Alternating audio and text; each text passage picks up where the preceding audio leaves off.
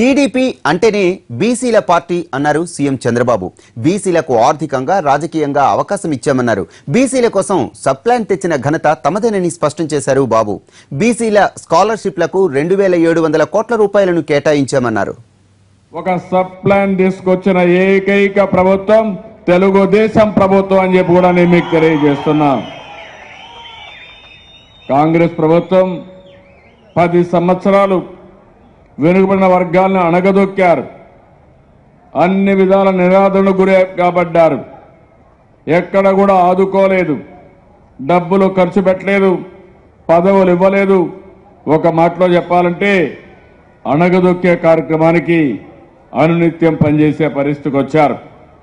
నేను అందుకనే చెప్పాను, తెలుగుదేశం పార్టీకి వెన్నెముక వెనుకబడిన వర్గాలు, తెలుగుదేశం పార్టీ వెనుకబడిన వర్గాల పార్టీ, బడుగు బలహీన వర్గాల పార్టీ. అందుకే నేను చెప్పాను, మీరేం భయపడద్దండి, నేను అండగా ఉంటా. వెనుకబడిన వర్గాలకి జరిగిన అన్యాయానికి పూర్తిగా న్యాయం చేసే బాధ్యత నేను తీసుకుంటాను ఆ రోజు చెప్పాను.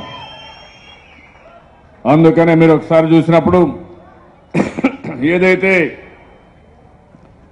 మిమ్మల్ని ఆర్థికంగా పైకి తేవాలి, రాజకీయంగా పైకి తేవాలి, ఇంకో పక్క విద్యాపరంగా కూడా మిమ్మల్ని పైకి తేవాల్సిన అవసరం ఉంది. అందుకనే ఈరోజు వెనుకబడిన వర్గాల కోసం సబ్ ప్లాన్ అయితే 8840 కోట్ల రూపాయలు పెట్టిన ఏకైక ప్రభుత్వం